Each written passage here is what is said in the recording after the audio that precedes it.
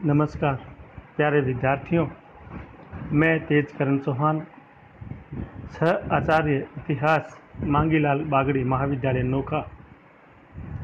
आज हम BA part 3 के पेपर फर्स्ट के अंतर्गत क्षेत्रीय शक्तियों का उदय नामक अध्याय में अवध का विलय के बारे में पढ़ेंगे। पिछले व्याख्यान में हमने मैसूर और अंग्रेज़ों के बीच हुए संघर्ष और मैसूर पर अंग्रेज़ों के अधिकार के बारे में चर्चा की थी। अवध एक बहुत महत्वपूर्ण राज्य ईस्ट इंडिया कंपनी के लिए था। जब मुग़ल साम्राज्य अपने पतन उन्मुख दौर से गुजर रहा था, उस समय मुग़ल साम्राज्य के अनेकों सूबेदारों ने अपनी स्वतंत्र सत्ता स्थापित कर ली थी। उन्हीं में अवध एक महत्वपूर्ण सूबा था। अवध के स्वतंत्र राज्य का संस्थापक मीर मोहम्मद अमीन सादत खां बुरहानुल मुल्क था। वह मुग़ल दरबार में ईरानी अमीरों का नेता था, जो वजीर निज़ामुल मुल्क का प्रतिस्पर्धी था। सैयद बंधुओं के पतन में भी इसका बड़ा रोल रहा और बादशाह मोहम्मद शाह ने प्रसन्न होकर उसे सादत खां बहादुर की उपाधि और आगरा की फौजदारी प्रदान की थी। उसी समय भरतपुर, आगरा और मथुरा की जाटों ने प्रबल विद्रोह खड़ा कर दिया। सादत खां इस विद्रोह को कुचलने में असफल रहा, अतः दिसंबर 1722 ईस्वी में सवाई जयसिंह को आगरा की सूबेदारी सौंप दी गई। अपने निरादर से सादत खां काफ़ी नाराज़ हुआ और बादशाह ने उसे अवध का सूबेदार नियुक्त कर उसे शांत करने का प्रयास किया। वास्तव में इसी समय से अवध के स्वतंत्र मुस्लिम राज्य का इतिहास प्रारंभ होता है। 1722 में ही सादत खां अपने आप को स्वतंत्र शासक की तरह व्यवहार करने लगा। 1724 ईस्वी में सादत खां ने अपनी पुत्री का विवाह अपने भतीजे सफदरजंग से किया और उसका अवध का नायब सूबेदार नियुक्त कर दिया। सादत खां ने इसके बाद दिल्ली की राजनीति में सक्रिय भाग लेना शुरू किया। 1732 ईस्वी में मराठों को उत्तरी भारत में आगे बढ़ने से रोकने का काम उसने अपने हाथों में लिया और इस संबंध में उसने कई प्रस्ताव रखे, परंतु मुग़ल दरबार में अन्य अमीरों के विरोध के कारण उसके प्रस्तावों पर खास अमल नहीं हो पाया। फिर भी मार्च 1737 ईस्वी में उसने आगरा के समीप मराठों की एक सेना को पराजित किया और दरबार में यह सूचना भिजवा कर कि उसने पेशवा बाजीराव को चंबल के उस पार खदेड़ दिया है, जिससे बाजीराव बहुत क्रोधित हुआ और वह दिल्ली पर आक्रमण कर बैठा। इससे दरबार में सादत खां की स्थिति काफ़ी गिर गई। नादिर शाह के आक्रमण और मुग़ल सम्राट के अपमान में भी उसका हाथ रहा। 1739 में सादत खां बुरहानुल मुल्क की मृत्यु हो गई। सादत खां की मृत्यु के बाद सफदरजंग अवध का सूबेदार बना। 1748 में मुग़ल बादशाह ने उसे अपना वजीर नियुक्त किया और थोड़े ही दिनों बाद इलाहाबाद का सूबा भी उसको प्रदान कर दिया, जिससे प्रोत्साहित होकर उसने रुहेलखंड और बंगश पठानों के विरुद्ध संघर्ष शुरू किया। ये रुहेले और बंगश पठान अवध के सीमावर्ती क्षेत्रों में लूटमार किया करते थे। सफदरजंग ने इन्हें कुचलने के लिए मराठों और सूरजमल का सहयोग लिया और मराठों का और पठानों का दमन किया। 22 अप्रैल 1752 को अब्दाली के विरुद्ध मराठों से समझौता किया, परंतु सम्राट ने इस समझौते को रद्द कर दिया और समूचा पंजाब अब्दाली को सौंप दिया। इसी बात पर सम्राट और वजीर सफदरजंग के बीच गृह युद्ध छिड़ा, जिसमें सम्राट विजयी हुआ और सफदरजंग को वजीर का पद छोड़कर अपने सूबे में जाना पड़ा। उसकी मृत्यु के बाद सुजाउद्दौला अवध का सूबेदार बना। सुजाउद्दौला ने धीरे धीरे अपनी सैनिक शक्ति को सुदृढ़ किया। उसका तोपखाना सबसे उत्कृष्ट माना जाता था और उसकी सेना में नागा साधुओं की लड़ाकू टुकड़ी भी थी। 1761 ईस्वी में पानीपत के युद्ध में उसने मराठों के विरुद्ध अब्दाली का साथ दिया। 1765 ईस्वी में उसने बंगाल के नवाब मीर कासिम की सहायता भी की, परंतु बक्सर के युद्ध में अंग्रेज़ों के हाथों बुरी तरह से पराजित हुआ और बाद में उसने अंग्रेज़ों के साथ इलाहाबाद की संधि कर ली, जिसके बारे में हम पहले चर्चा कर चुके हैं। फिर भी संक्षिप्त में जो शर्तें तय की गई थी उस पर हम परिचय कर लेते हैं। इलाहाबाद की संधि के अनुसार अवध के नवाब से कड़ा और इलाहाबाद के जिलों को लेकर मुग़ल बादशाह को सौंप दिए गए। मुग़ल बादशाह ने एक विशेष फरमान के द्वारा बंगाल, बिहार और उड़ीसा की दीवानी अंग्रेज़ों को दे दी और एक अन्य फरमान द्वारा मुग़ल बादशाह ने मीर जाफ़र के पुत्र नजमुद्दौला को इन प्रांतों का नवाब स्वीकार किया। इसी प्रकार ईस्ट इंडिया कंपनी ने मुग़ल बादशाह को 26 लाख रुपया प्रति वर्ष देना भी स्वीकार किया। इस प्रकार इलाहाबाद की संधि के बाद कंपनी को वैधानिक रूप से बंगाल, बिहार और उड़ीसा पर अधिकार प्राप्त हो गया था।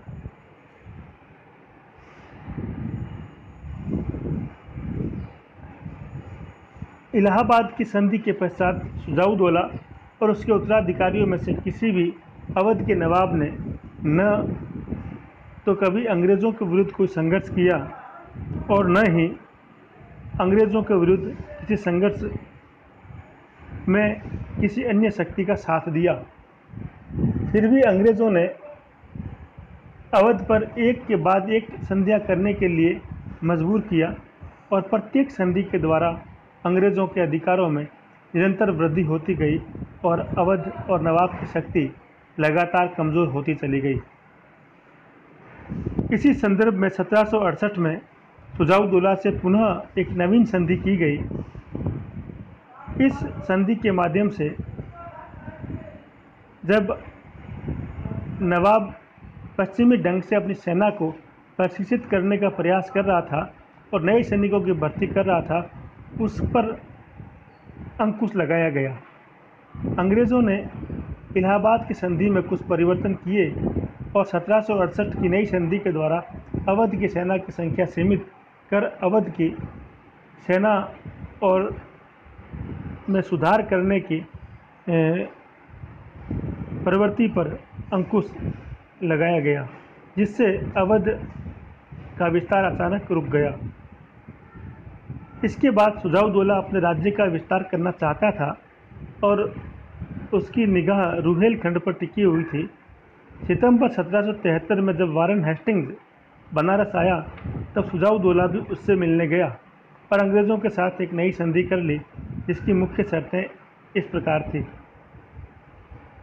मुग़ल सम्राट शाह आलम से कड़ा और इलाहाबाद के दोनों ज़िले वापस लेकर अवध को सौंपा गया, जिसके बदले में सुजाउद्दौला ने 50 लाख रुपया देना स्वीकार किया।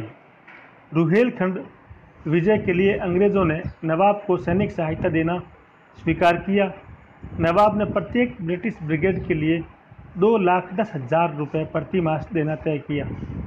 इसी प्रकार 1768 की संधि के द्वारा अवध की सैन्य शक्ति को सीमित किया गया। अब इसे रद्द करके पुनः नवाब को सैन्य संख्या बढ़ाने की स्वीकृति प्रदान की गई।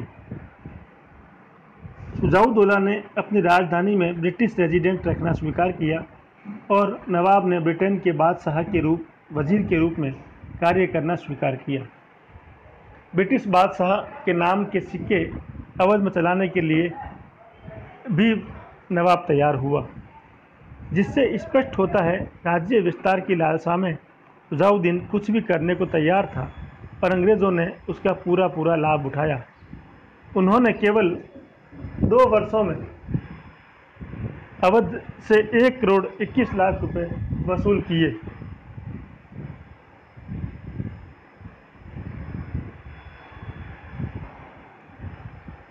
1775 में शुजाउद्दौला की मृत्यु के बाद उसका पुत्र आसफउद्दौला अवध का नवाब बना। उसके समय में अवध की अवनति होने लगी। उसमें शासन करने की योग्यता बिल्कुल भी नहीं थी। उसका अधिकांश समय भोग विलास में ही गुजरता था। 1775 में फैजाबाद की संधि के द्वारा आसफउद्दौला को कंपनी सरकार के साथ एक नई संधि के लिए विवश होना पड़ा। संधि के अनुसार पहले की भांति कंपनी ने अवध की सुरक्षा का वचन तो दिया, परंतु इस बार सुरक्षा का मूल्य चुकाने को कहा गया। अवध के नवाब ने इसके लिए बनारस, गाजीपुर और चुनार के जिलों को कंपनी के अधिकार में हमेशा के लिए सौंप दिया। अब ब्रिटिश ब्रिगेड को अवध में रखने के लिए नवाब को 50,000 रुपये प्रतिमास देना स्वीकार किया। वस्तुतः यह संधि इस बात का संकेत थी कि कंपनी सरकार अवध को कमज़ोर और दिवालिया बनाने पर तुली हुई थी, ताकि अवसर मिलते ही उसके अन्य क्षेत्रों को हड़पा जा सके। इसके साथ नवाब की भी आर्थिक कठिनाइयां बढ़ती जा रही थी। अंग्रेज़ों के आर्थिक शोषण के कारण अवध राज्य की आर्थिक स्थिति लगातार बिगड़ती गई और कर्ज का बोझ बढ़ता ही गया। इधर कंपनी ने हर संभव उपाय से अवध से अधिक रुपया वसूल करने का प्रयास कर रही थी, जिसका परिणाम हुआ कि धन अभाव के कारण नवाब की सेना की संख्या लगातार घटती गई। कॉर्नवालिस ने थोड़ी उदारता दिखाते हुए भविष्य में ब्रिटिश सेना के खर्च के नाम पर अवध से 74 लाख के बजाय 50 लाख रुपए ही लेने का निश्चय किया। इससे नवाब को थोड़ी राहत मिली।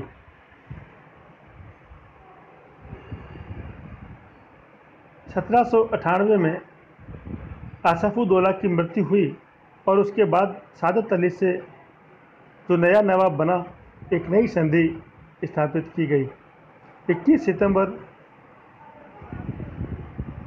1797 को आसफउद्दौला की मृत्यु के बाद 18 वर्षीय वजीर अली नया नवाब बना, परंतु नवाब और उसके भाई सादत अली के बीच संघर्ष, उत्तराधिकार का संघर्ष शुरू हुआ। मृत नवाब के भाई सादत अली ने गवर्नर जनरल से अपील की कि वजीर अली नीची जाति में पैदा हुआ था और मृत नवाब ने उसे गोद ले रखा था, अतः अवध की गद्दी पर उसका अधिकार गैरकानूनी है। अंग्रेज़ों को इस अवध पर अपना नियंत्रण और कड़ा करने के लिए बहाना चाहिए था। गवर्नर जनरल ने वजीर अली को अपदस्थ करके सादत अली को अवध का नया नवाब बनाया और इसके साथ एक नई संधि की, जिसके अनुसार अवध ने कंपनी सरकार को 76 लाख रुपए वार्षिक देना स्वीकार किया और इलाहाबाद का किला ब्रिटिश सेना के अधिकार में दे दिया गया।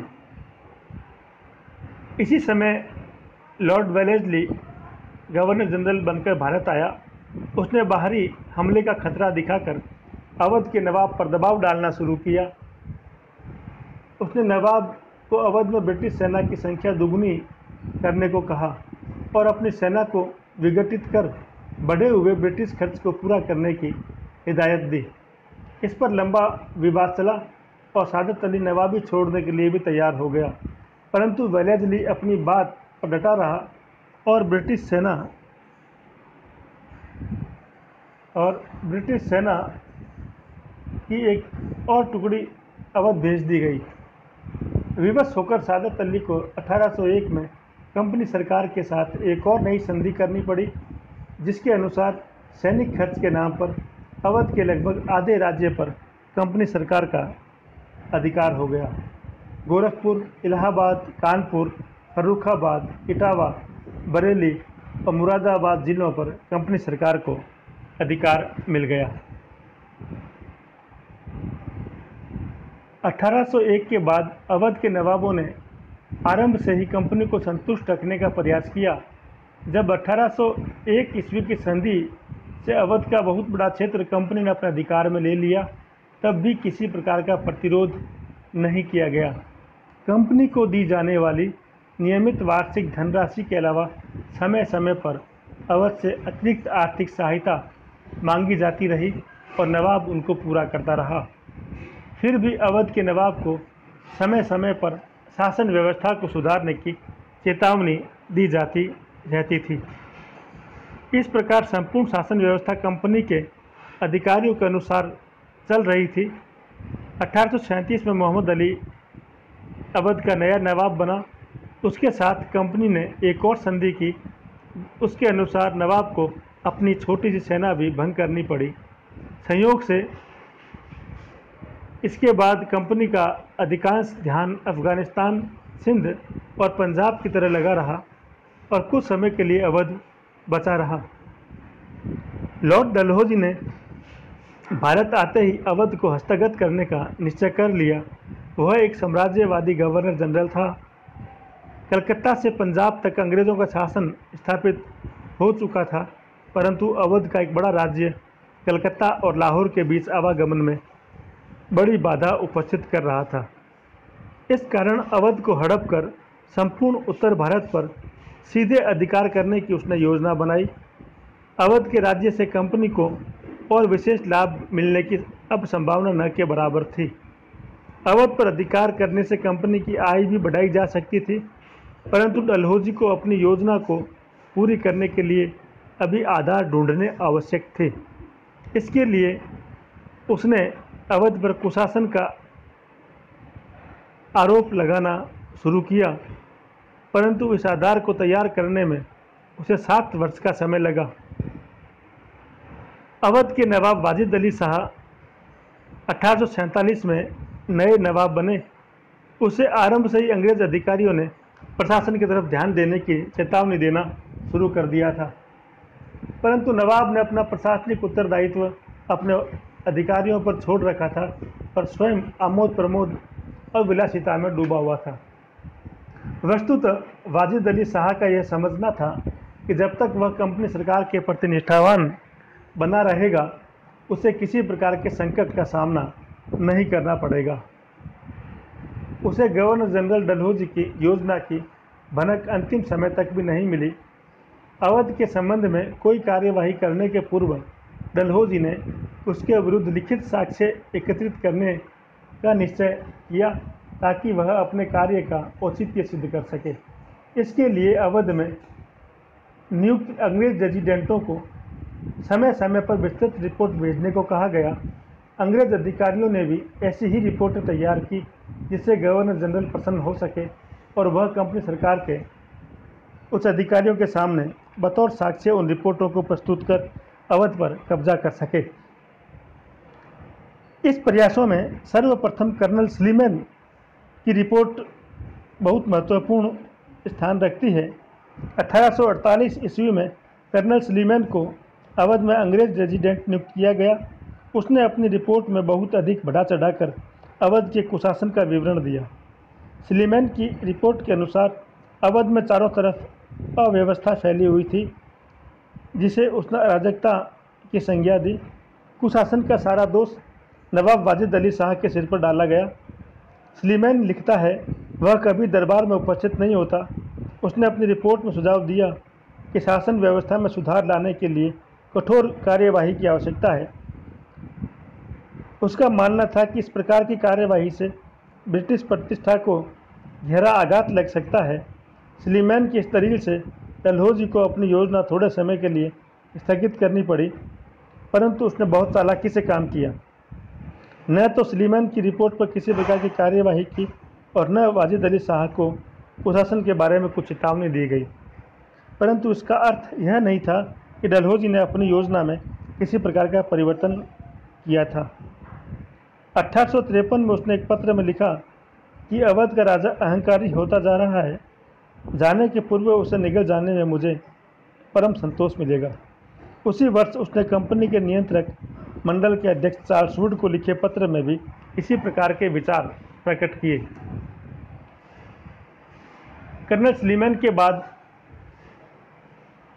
1854 में उसने एक अन्य अंग्रेज अधिकारी जनरल आउटरम को अवध में नया रेजिडेंट नियुक्त किया।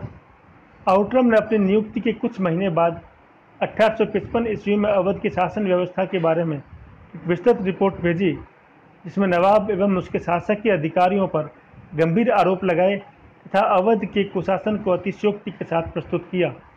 इस रिपोर्ट से डलहौजी का काम बन गया।